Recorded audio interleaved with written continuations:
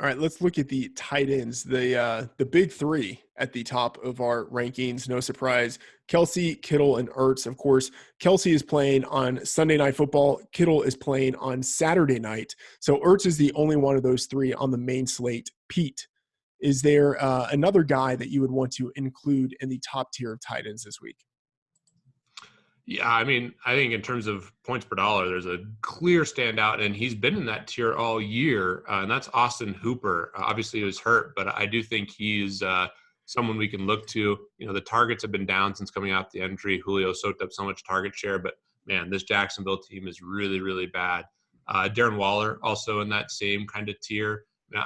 I've been so high on all three of those guys, and it worked out really well last year.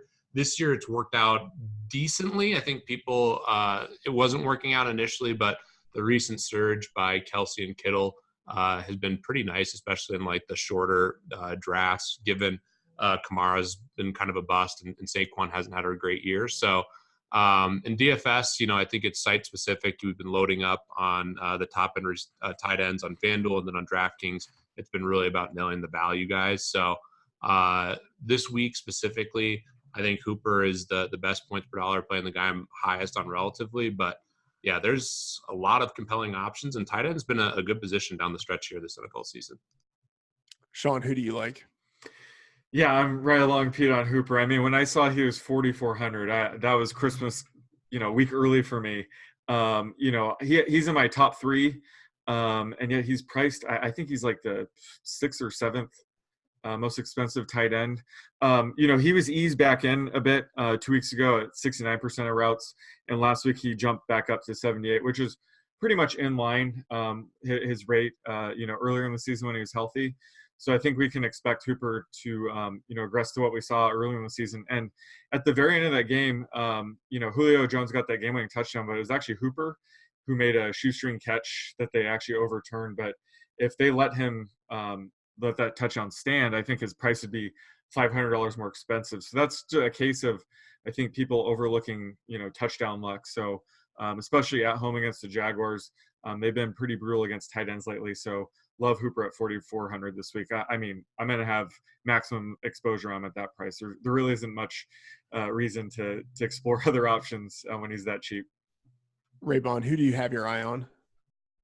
Yeah, I love Hooper, and I love the guy right under him. More of a kind of pivot in GPPs, I think, because obviously Hooper, at only $200 more than Jacob Hollister is the play. But I also think Hollister is in a pretty big spot.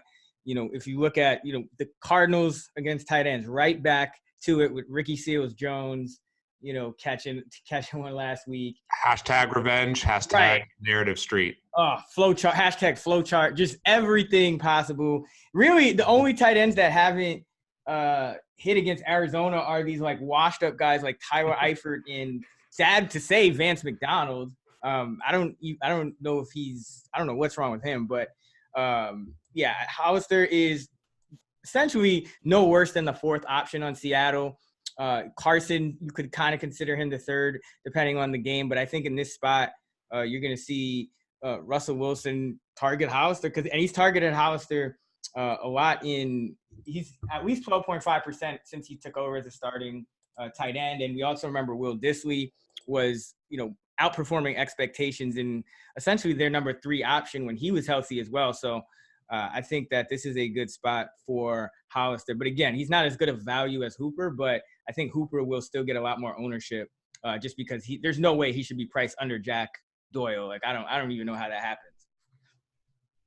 All right, one guy I'm relatively high on is Ertz, and I know we have him in the top 3, but it's my ranking that I think, like, I have him number 3, and I honestly might move him up to number 2. Like, I need to think about this more and kind of crunch some numbers. But in his 6 games without Alshon, including games in which Alshon played but left early, Ertz has had 16, 7, 11, 14, 13, and 10 targets.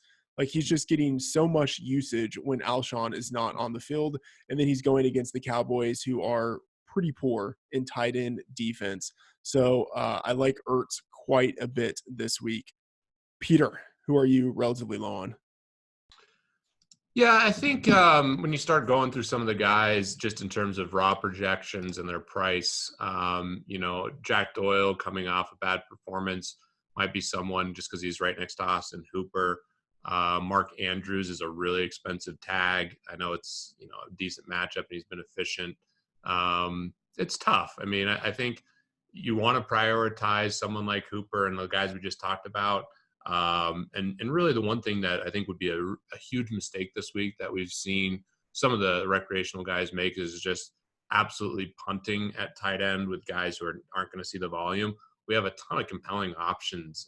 There's like 10 to 15 players that we know are going to see a lot of volume. So the big mistake would be, paying down for the Nick Vanetts of the world on the main slate. Sean, who are you looking to fade? Yeah, Pete mentioned him, but Mark Andrews at 5,900 is just way too expensive. Obviously, he has the ceiling to warrant that price, but we haven't really seen that much lately. And last week it was positive to see he ran. I think it was a season high, 67% of routes run per dropback. Nick Boyle stayed in and blocked. He didn't run a single route on Thursday Night Football. I think that was just more of a one game.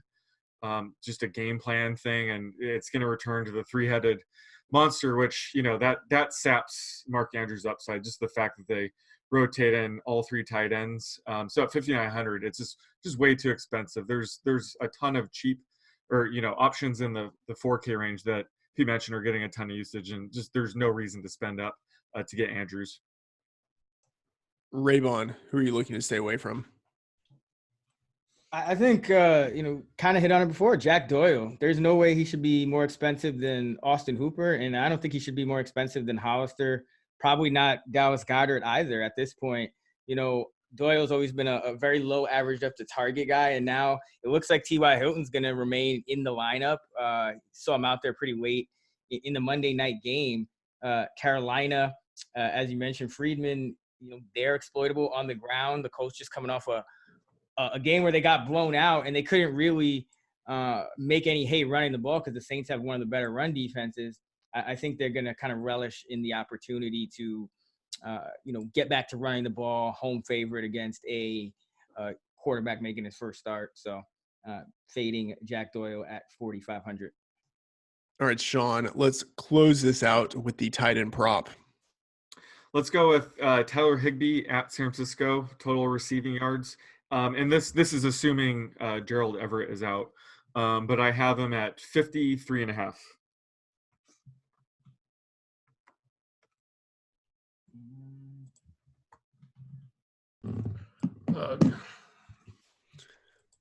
I'll take the over. And this actually has less to do with Gerald Everett and more to do with Jaquiski Tart, who I think is probably still going to be out.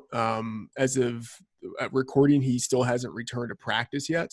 And he's the main tight end defender for the 49ers. And so even though they should be getting back Richard Sherman, maybe they will also be getting back Juan Williams in the slot. I don't think they're going to get Jaquiski Tart back. So they're still, even though for the season they have been very staunch against the tight ends, this week I think they're going to be relatively exploitable. And Higbee's just been so fantastic without Everett that even if Everett returns, I think Higbee is going to be the guy who still ends up getting more of the workload there. Could be totally wrong about that because they've alternated back and forth between the tight ends, so hard to know, but I'll take the over. That's a sharp line. I actually have it at 52, so I will go under. And the reason I think there's a little more volatility involved in this matchup than the last couple. So you had a matchup against Seattle, who doesn't really get pressure, drops into like that 3-deep zone. Then you had a matchup against Dallas, who they do get pressure, but at the end of the day, they're getting pressure with 4 more often than not. So they're also kind of dropping back into this zone that you can exploit. The 49ers, they play a lot more multiple, and they just get a ton of pressure with their D-line up front. And so, that could cause, perhaps Higbee has to stay into block, to chip, things that could kind of throw him off his route. Perhaps they want to use him as kind of a decoy after 3 straight 100-yard games to kind of free up Cup, Woods, or Cooks. I just think there's a lot of volatility to it, and this is probably the game where he finally has a little bit of a down game. Because even Jared Cook going off on San Francisco without Tart, I mean, Jared Cook's essentially like he's like a wide receiver almost. I don't think Higbee's quite that kind of player. So little concerned about the matchup. I'll go under as well. No detailed analysis other than Jared Goff on the road is just much worse. Divisional game, tough opponent.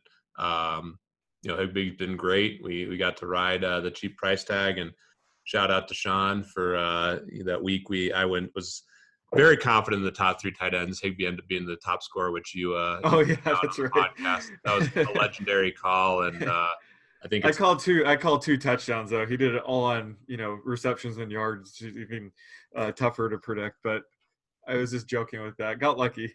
Well, humble as always, and I'm off Higbee and the Rams offense. I think on that slate specifically, I'll burn some more money on OJ Howard.